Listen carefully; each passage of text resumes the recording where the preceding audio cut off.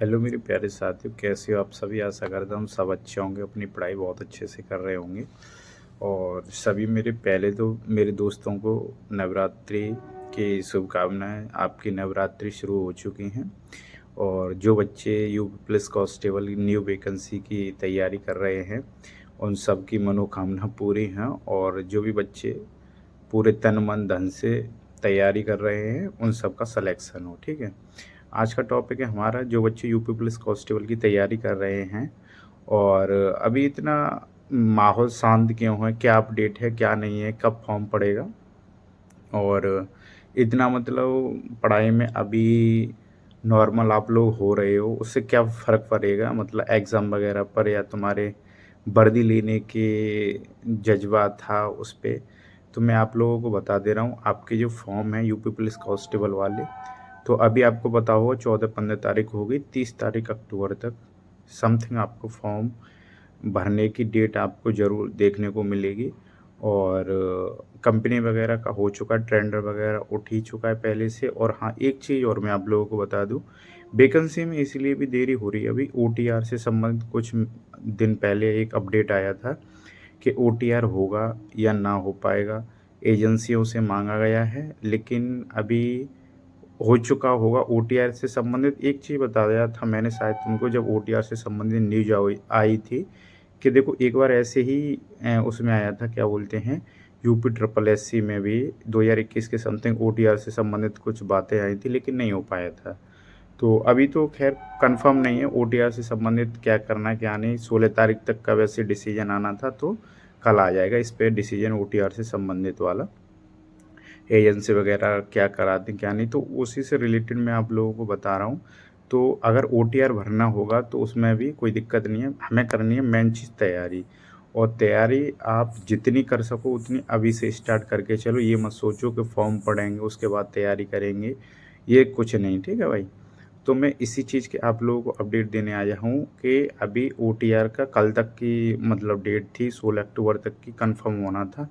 कौन सी कंपनी आपकी मतलब ओटीआर करा सकती है, एजेंसी वगैरह, उससे संबंधित ये था कि क्योंकि ओटीआर से फ़ायदा भी है, एक बार आपका फॉर्म फिल हो जाएगा क्योंकि सारी चीज़ें सेम रहती हैं। आपका नाम, पापा का नाम, और जैसे डॉक्यूमेंट में जैसे आपकी हाई स्कूल इंटर की मार्कशीट वगैरह, उसके नंबर्स, उसमें रोल नंबर्स, तो वो सारी चीज़ें हर फॉर्म में ज़रूरत पड़ती है। UP police SI, UP police forest guard, jail warder, इन सारों में मतलब ज़रूरत ही पड़ती है। तो इससे हमें कोई दिक्कत नहीं होगी, बहुत अच्छी बात है, हो जाएगा तो ठीक है।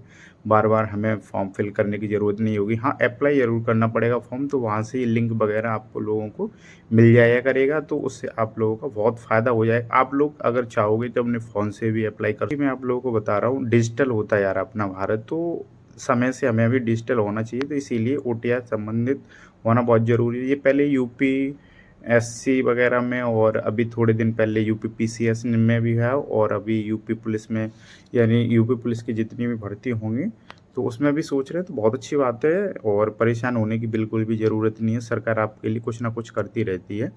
और मेन चीज़ मैं आप लोगों को ये बता दे रहा हूँ कि जो आपका पेपर है, पेपर आपका दिसंबर में तो नहीं होगा, क्योंकि योगी जी ने ये बोला था कि जल्द से जल्द वैकेंसी कराएंगे, दिसंबर तक कराने की कोशिश करेंगे, नहीं हो पाएगी। लेकिन फॉर्म वगैरह समथिंग आपका एग्ज़ाम वगैरह भी फरवरी या मार्च में हो पाए, देखते हैं। क्योंकि ज़्यादातर ऐसा हुआ है, एक बार और हुआ था यूपी पुलिस वाला पेपर ये, और यूपीएसआई वाला भी पेपर हुआ था। तो जो एसएससी जीडी वाले पेपर होते हैं उन्हीं के साथ इसका तालमेल बनता है जाके एंड में। ये थोड़ा आप नेचुरल भी मान लो या फिर मतलब ऐसा संगम बनता है। जैसे अभी आप लोगों को पता होगा जीडी की भी भर्ती आने वाली है नवंबर दिसंबर में, तो उसी हिसाब से इसका पेपर नवंबर दिसंबर, इसका पेपर जो एसएससी जीडी वाला है वो मार्च में होना है, मार्च या अप्रैल में। हो सकता है कि यूपी पुलिस का भी आपको मार्च में या अप्रैल में पेपर देखने को मिले। ठीक है भाई, समथिंग मैं तो ये कह रहा हूँ कि फरवरी से पहले आपका पेपर नहीं होगा। ठीक है, तो इसी चीज़ को मानते हुए हम अपनी तैयारी करेंगे और बहुत अच्छे से करेंगे। ठीक है, जो मैंने आप लोगों को बुक बता रखे हैं उनको अपना डेली टाइम टेबल बना के भाई, जैसे मैंने बता रखा है जीएस वगैरह का सुबह पढ़ लो। जैसे सुबह इतना अच्छा टाइम होता है आपका पढ़ने के लिए भाई, कि देखो सुबह आपका पहली बात तो फ्रेश माइंड होता है, बहुत सारी चीज़ें होती हैं शाम तक, उन सब चीज़ों चीज़ों से आप दूर रह के और बहुत अच्छे से अपनी जीएस वगैरह बहुत अच्छे से तैयार कर सकते हो। और मैं आप लोगों को बता दूँ, मैं इसीलिए अभी लाइव वगैरह नहीं आ पा रहा, क्योंकि अभी इतना टाइम नहीं मिल पा रहा मेरे को, और टाइम मिल जाए जब भी मैं कुछ ना कुछ आप लोगों को देने की कोशिश करता हूँ, ठीक है? और अगर मेरे चैनल पे आप लोग नए हो तो जो मैं कम्युनिटी वगैरह में क्वेश्चंस डालता हूँ, जो यूट्यूब की कम्युनिटी वगैरह होती है, जैसे प्लेलिस्ट होती है, उसी में एक ऑप्शन आता है कम्युनिटी का, उसमें मैं क्वेश्चंस डालता रहता हूँ आए दिन, ठीक है? तो वो क्वेश्चंस आपके लिए समथिंग ऐसे क्वेश्चंस होंगे जो प्रीवियस ईयर पेपर में आए हुए होंगे, ठीक है? तो जाके उन क्वेश्चंस को भी फॉलो किया करो, क्योंकि बहुत अच्छे-अच्छे क्वेश्चंस डालता हूँ जो प्रीवियस ईयर में होते हैं, ठीक है? कोशिश करता हूँ भाई मैं तो आप लोगों को अपना पूरा 110% देने की, लेकिन अब टाइम नहीं मिल पाता, कुछ सारी चीज़ें होती हैं इसीलिए। तो जीएस के लिए हम सुबह का टाइम टेबल रख ले रहे हैं, जैसे लूसेंट से आप जीएस वगैरह पढ़ लो, करंट जीके पढ़ लो। करंट जीके का आप ऐसे कर लिया करो, जैसे दोपहर में टाइम निकाल लिया करो, आधा घंटा, 1 घंटा, डेली अपना 1 से 2 पेज कंप्लीट कर लो, ठीक है? और मैथ के लिए जैसे आरएस अग्रवाल, अभी कुछ बच्चों का रहता है कि सर हमारा मैथ बहुत कमज़ोर है, कैसे स्ट्रॉन्ग करें? तो देखो, कोई जड़ी-बूटी तो आती नहीं है मैथ स्ट्रॉन्ग करने की, आप लोगों को भी पता होगा। तो उसके लिए आप ज़्यादा से ज़्यादा प्रैक्टिस, और जैसे कि आप लोगों को पता होगा जितनी हम प्रैक्टिस करते हैं उतना ही अच्छा होता है। किसी भी चीज़ की हो, जैसे आप एक क्रिकेटर हो या फिर पढ़ने वाले हो, जितनी आप ज़्यादा प्रैक्टिस करोगे उतना ही ज़्यादा आपके लिए फ़ायदा होगा, ठीक है भाई?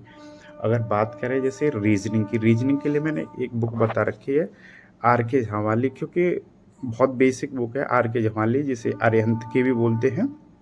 उसे ले लो आप। अगर उससे भी अच्छा आप चाहते हो रीज़निंग अपना करना, मास्टर ऑफ रीज़निंग है, बहुत अच्छी बुक है। और अगर आपने कहीं से किसी टीचर से कोर्स ले रखा है, जैसे मान के चलते हैं कैरियरविल ऐप है, वहाँ से आपने कोर्स ले रखा है रीज़निंग का, तो देखो एक चीज़ बता रहा हूँ, कोर्स में वो इतना ही कराते हैं जितना आपका ज़रूरी है, ठीक है? और उससे एक्स्ट्रा नहीं, क्योंकि आपको एग्ज़ाम में एक्स्ट्रा भी देखने को मिल सकता है, तो वो प्रैक्टिस आपको खुद ही करनी है, और ये सारी चीज़ें आपको खुद ही समझनी पड़ेंगी, ठीक है भाई? आप ये सोच रहे हो कि वही सारा करा के देंगे, वही सिलेक्शन कराएँगे, नहीं भाई। इतना तो आप लोगों को खुद ही सोचना पड़ेगा, ठीक है? और जैसे बात करें उसकी मैथ की, तो मैथ के लिए मैंने आप लोगों को अभी बताया था, आर.एस. अग्रवाल मैथ है। और जैसे कुछ बच्चों का ये रहता है कि सर हमें बहुत सारे क्वेश्चंस लगाने हैं, तो उसके लिए किरण पब्लिकेशन की एक ऐसी बुक आती है जिसमें एक जैसे पैटर्न के कम से कम 4-4, 5-5 क्वेश्चंस दे रखे हैं, किरण पब्लिकेशन की। बहुत अच्छी बुक है, उसे भी आप ले सकते हो, ठीक है?